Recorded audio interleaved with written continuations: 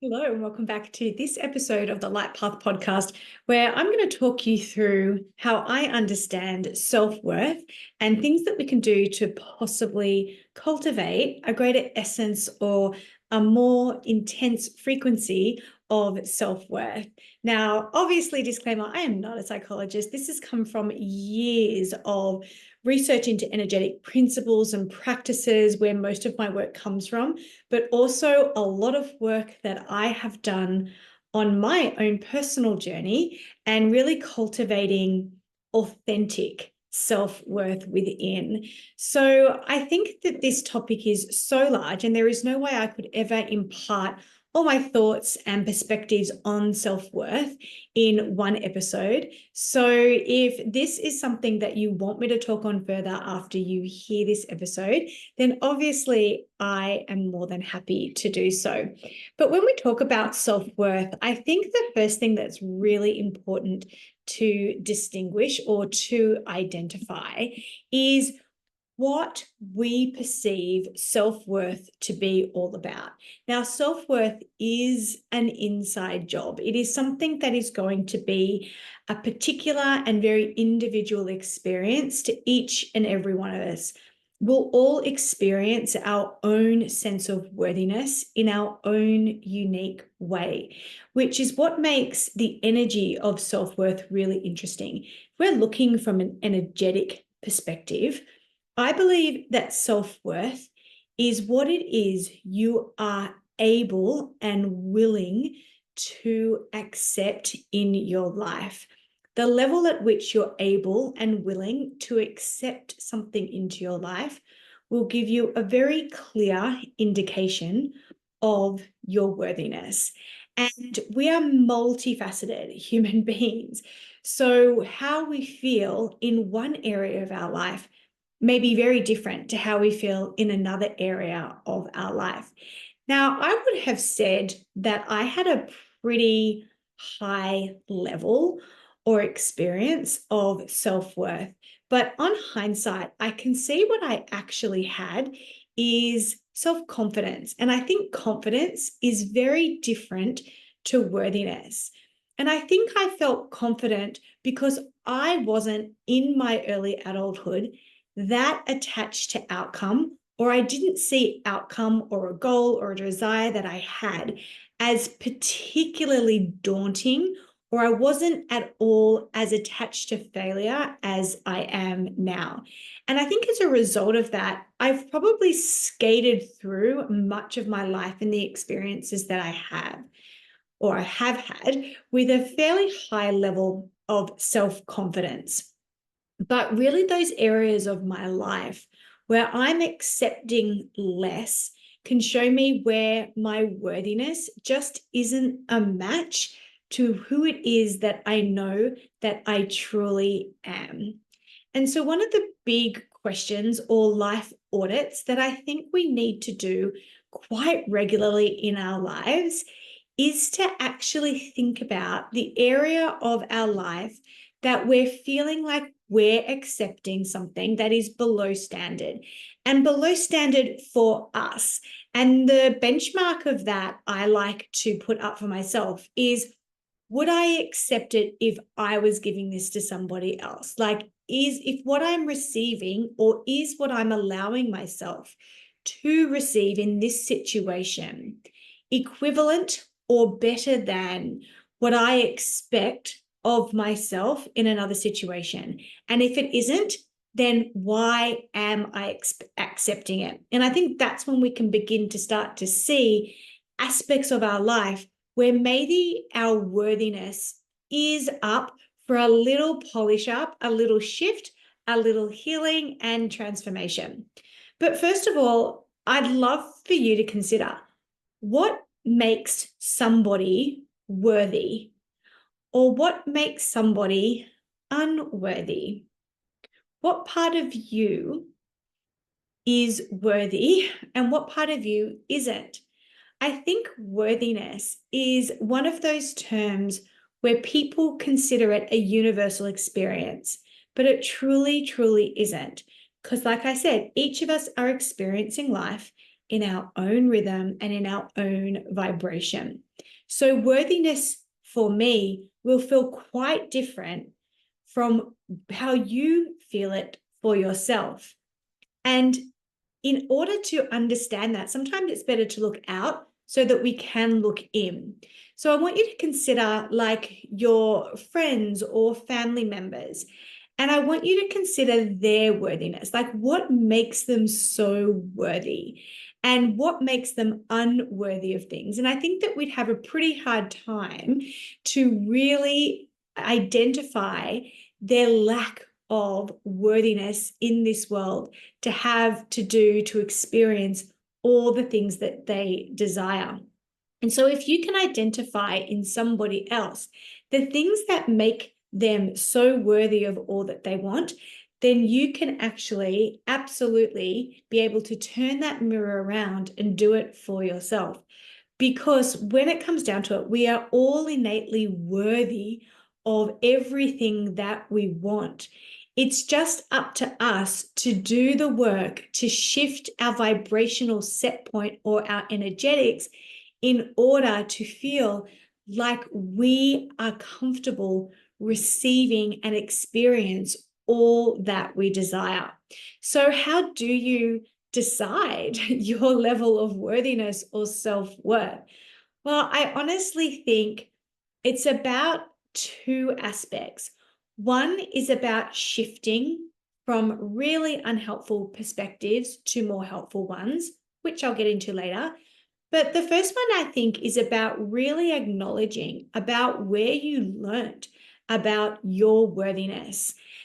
We have to sometimes look back in order to propel ourselves forward, because the past can often hold such vital information, like a treasure trove of data that we can, now that some time may have passed and we have the hindsight or lack of emotional charge in those situations, we can begin to see how maybe our perception of our worthiness to experience life the way in which we would like to experience has been formed, shaped, even tainted by our experiences and influences in the past. So it's always helpful, and this could be done through inner child work, shadow work, regression work with a practitioner like me, or it can just be done with yourself in deep self-reflection by looking back and saying, okay, what influences in my life am I still carrying around, still adopting? What experiences am I still living as truth out in my current day life that are actually affecting how I view myself? What are the stories that I tell myself about myself? What are the beliefs I have adopted because of what I've been told or what I have been experiencing in my life that are actually completely overtaking and stealing the show in terms of how I'm moving forward? Simple, basic example. What if at one point you were told that you were absolutely not very bright, you were not very smart? I actually was told that when I was quite young. I was like the dumb one of the family, and my family in jest, but I was a child, so I took it as truth. And I have plenty of evidence also to back this up, that I wasn't the brightest one in the family. Like, I was the dumb one. And like I said, I had plenty of academic evidence to back that up. Now, the reason why I can distinguish between confidence and worthiness is because somehow, I don't know how, maybe it was due to stubbornness, my Taurus moon comes to the forefront. I had confidence, but I probably didn't have worthiness in terms of viewing myself as someone that actually was smart. I was smart in my own way. That literally, that experience and that perception was a big part of a reason why I think I was 27, 28. At that age, I decided to enroll to do a whole goddamn master's degree to prove to myself and everybody else, like to silence the critics, that I was not the dumb one. Like if I could be the most educated, then surely they couldn't call me dumb anymore. And I think it was because that confidence I had in myself, in my resilience, in my, if I decide something, I'm going to make it happen. And I pushed forward and I did get that degree. Do I still get picked on because I'm the dumb one? Yes, it's so ironic, isn't it?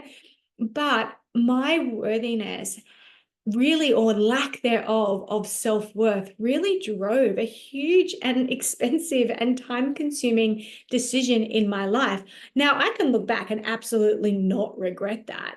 And I'm really proud of myself that I achieved it. But I think what I got from that was the opposite of what I was hoping for, was hoping that it would silence the critics and I would finally feel worthy of being someone who was intelligent. And I actually got the opposite of that. I actually learned that I didn't care what anyone else thought. I had proven to myself what I always knew, that I was absolutely clever and smart in my own way. And I further really worked on that confidence muscle where if I want something, I can make it happen. So definitely not all bad, but I think it's important for us to look at these influences that are outside of our control that has actually determined our worthiness. It could be, maybe through rejection. Maybe you're someone that has never had a relationship that they've really wanted before, and so you don't see yourself as worthy of love. Maybe you've had failed relationship after relationship. I have a really dear friend of mine that really didn't want to get divorced because she was just in so much shame, and she had tied her worthiness to the fact that this would have been her second divorce before the age of 40. And so she had all these stories and this programming going on in her head about how her worthiness to love and be loved and committed to had all like stuff to do with the past, and none of it was connected. But for her, she was going out into the world and maybe choosing partners that wouldn't commit to her because of her lack of worthiness of, no, just because you've been in relationships and it hasn't worked out, that has nothing to do with your worthiness for receiving really good, solid, reliable, long-term love. So if you can spend some time reflecting on the beliefs about how worthy you are in certain areas of your life, and dissecting, like I said, maybe with a mentor like me or yourself, dissecting about, well, where did this belief come from? And it could be deep in your inner child or shadow, which is why inner child and shadow work is so, so vital when it comes to worthiness, because often we don't really know where our beliefs come from. We forget, or they're so ingrained in us that we can't see it for ourselves, and being guided that way is really helpful. So if that is you, reach out, book in a healing appointment, and let's get to work. Like, let's do the good stuff, the juicy stuff of really going back and reprogramming, redefine that aspect of ourselves to move it into a more self-worth environment within ourselves. Because as I've talked about on this podcast just a couple of episodes ago, all about that vibrational frequency, and the frequency that we hold within will determine our life outside of us. Then we really need to make sure that if we want to have high self-worth, hence a higher vibrational set point, and a lot clearer on what it is we're willing to accept and not willing to accept, then we have to have a self-worth that is dialed right up and authentically matches who it is we are. Now, could you maybe overshoot the self-worth? I don't know about that. I think you can overshoot the self-confidence. I think sometimes I definitely overshoot the self-confidence, but I somehow always seem to come through in the end. So I don't know, maybe that personally works for me.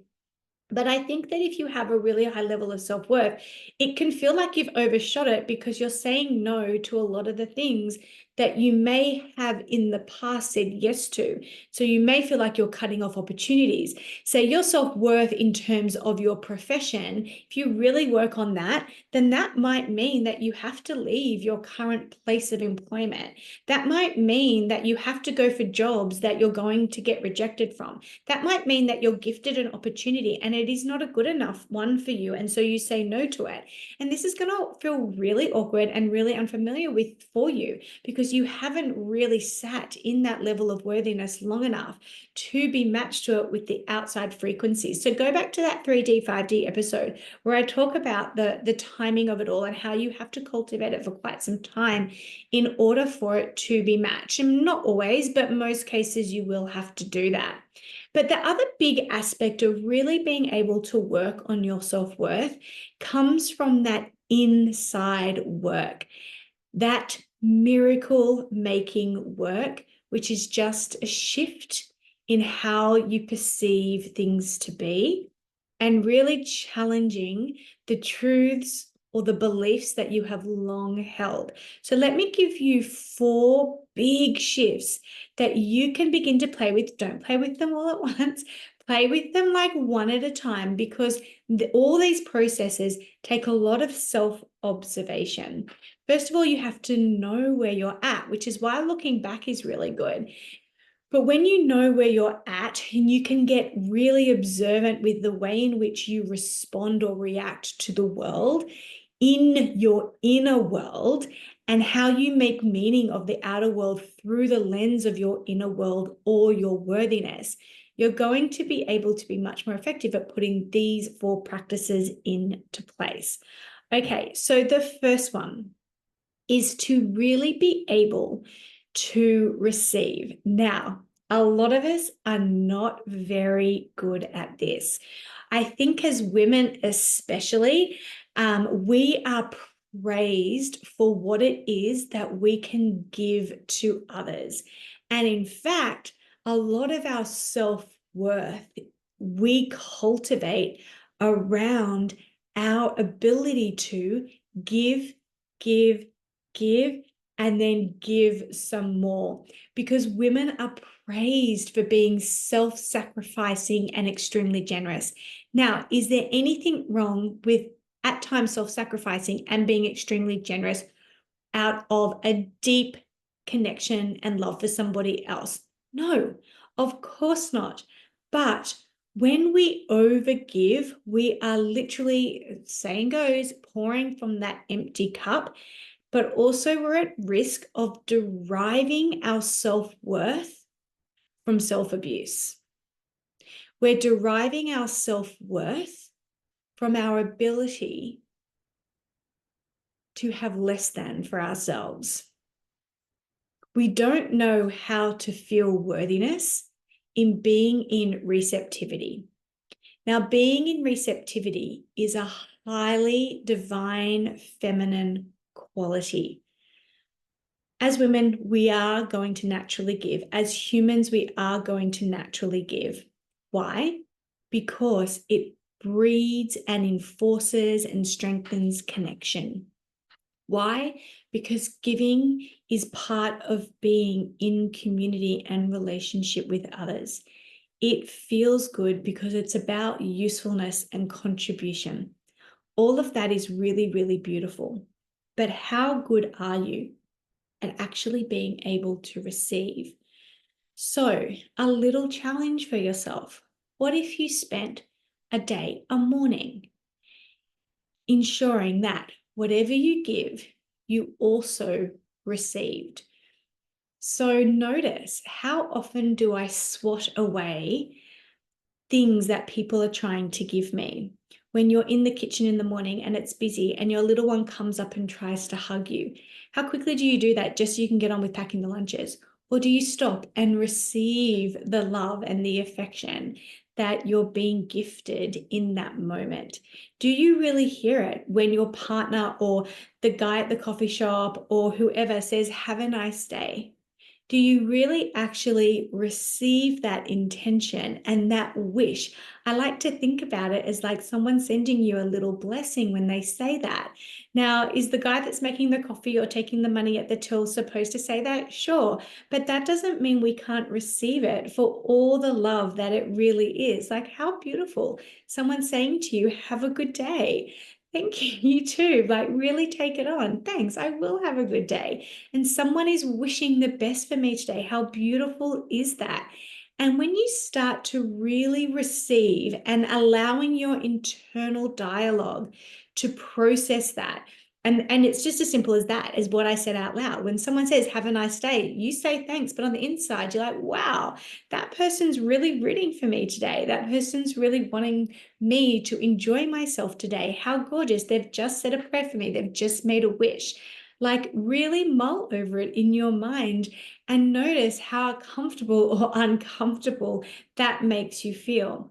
Because we can't have high worth and an inability to receive. Like, they just don't match. Someone with high worth, self-worth, is actually very gracious in their receptivity of what the world is gifting them.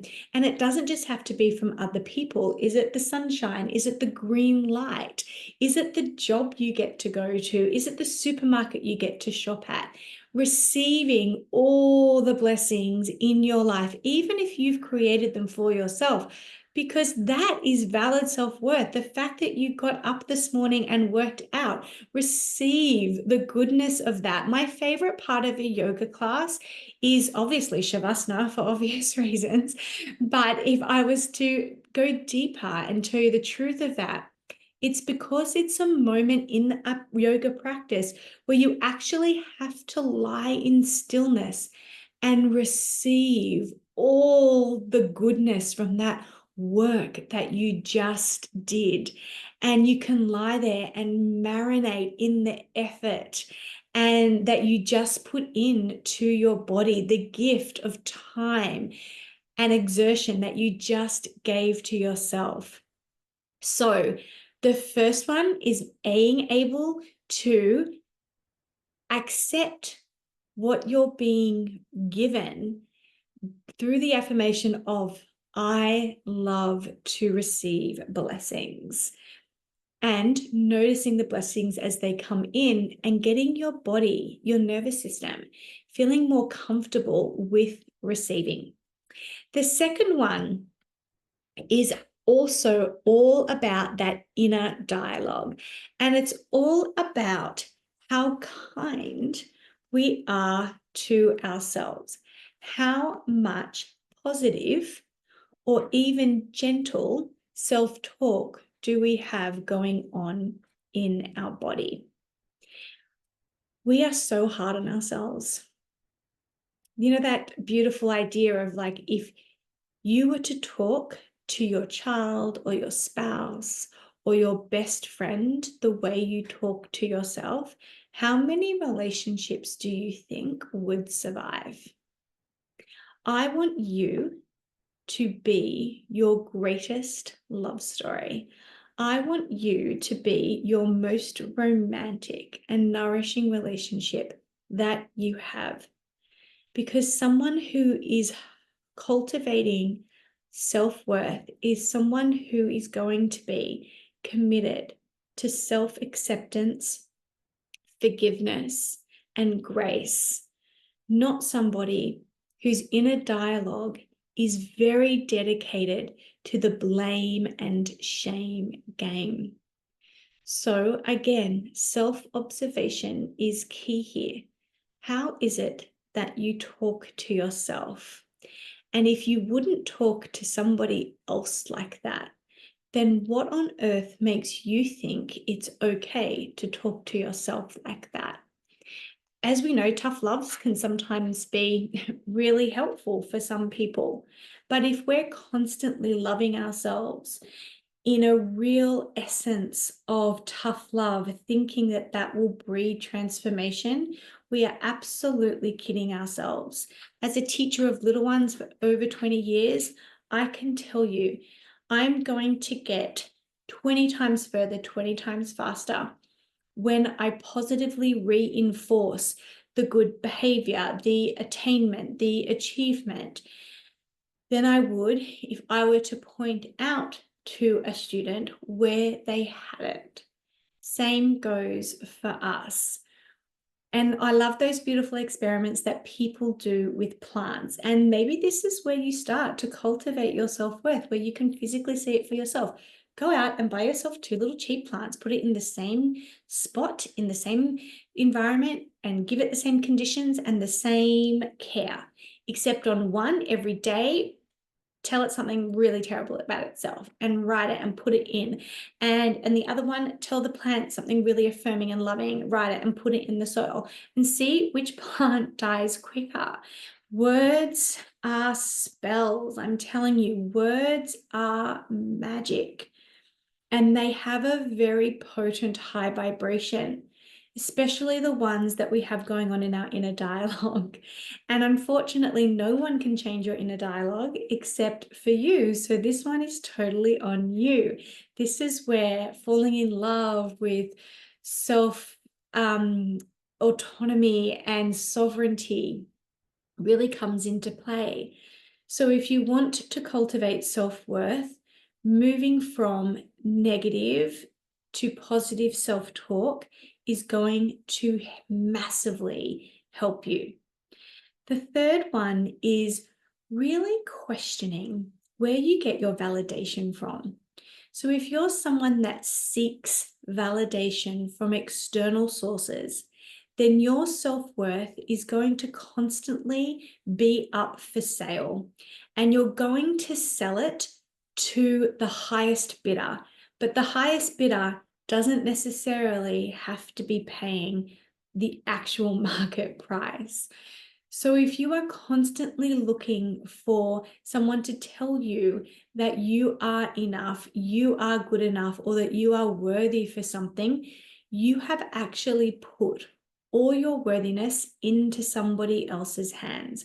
Guess my story about my first master's degree, or a motivation for my first master's degree, is absolute evidence of that. Part of the reason I did it, and I didn't get that external validation I required. But what it did do in turn was really reinforce my internal validation with myself that, I guess started at confidence, but also I now know hand on heart that I am worthy of that degree because I did demonstrate the intelligence to get it. So when we look in the outside, it's like we are literally a leaf in the wind, and our life and the quality of it is going to be determined by other people. And even if these people have our absolute best interest at heart, they will never care about you as much as you care about you, or they shouldn't care about you as much as you care about you. You are your most loving partner and best friend, and you're the longest person you will ever be in relationship with your life. So if you are not working on it, then you are going to be so vulnerable to other people's whims. And as we know, all of us treat other people in ways that don't actually reflect the truth of them. They actually reflect the truth of us.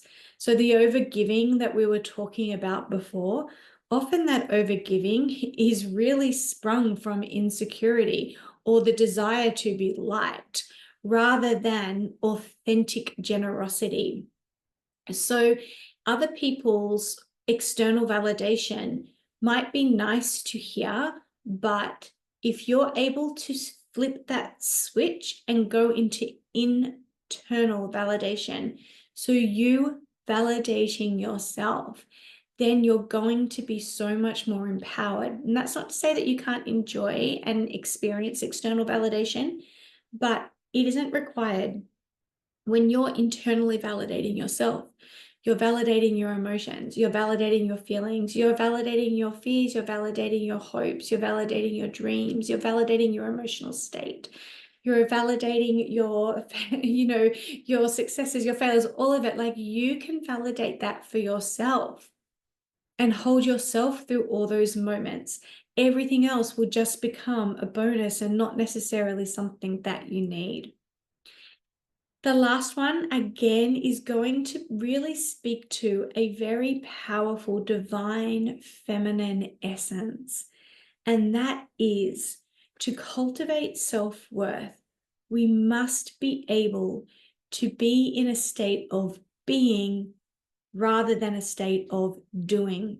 I think often when we are so connected to, committed to, and I would say addicted to constantly doing, it's probably because we're avoiding the being. And oh my gosh, I have absolutely been there. Like the more I do, the more I exert, then the better chance I have to get the thing that I want, which will then prove that I'm worthy of it. What if the opposite was true? What if your ability to rest, to be joyful, to play, to be exactly where you're at, even if it's not where you would like to be, is going to be the thing that holds you in good strength in order to align with the thing that you want a lot more easily?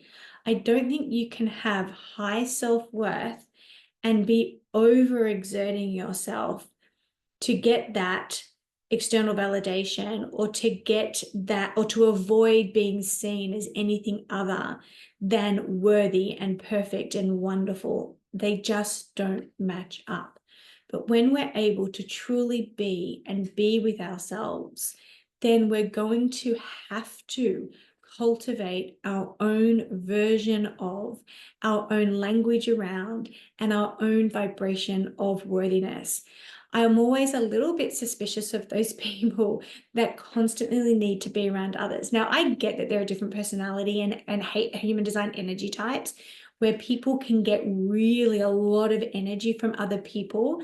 So that aside, those people that feel so uncomfortable to be on their own and to sit with themselves, I get really suspicious of, because I don't think that they have cultivated that deep connection with self, and hence their emotions, their mood, their worthiness, their decision making is going to be so wrapped up in the opinions and the acceptance or the rejection of others that they're going to be shattered or elated, or shattered or elated so much more regularly than someone that can just be in that full acceptance, be in that full love of self. I hope that these tips have given you some indication as to maybe where you can start playing with cultivating a more potent level of self-worth. And if you've heard anything, I think you'll get the theme that self-worth is an absolute inside job, and anything external is probably just a reflection of where your self-worth is. But it is also very important to appreciate and understand that you come from a really colorful and complex history. And by really working and healing, maybe a lot of what that has brought up for you can be such a powerful tool in order to help you progress forward in your life as someone who is vibrating at a level of self-worth that no one can mess with.